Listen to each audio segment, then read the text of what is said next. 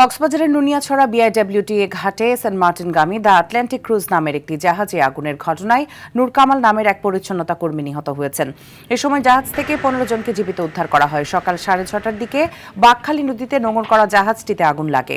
প্রত্যক্ষদর্শীরা জানান, যাত্রী উঠানোর পূর্বে ভেতর থেকে ধোঁয়া বের হতে দেখেন তারা। মুহূর্তের মধ্যে আগুন ছড়িয়ে পড়ে পুরো জাহাজে। পরে কক্সবাজার ফায়ার সার্ভিসের 4টি ইউনিট ঘটনাস্থলে গিয়ে আগুন নিয়ন্ত্রণে আনে।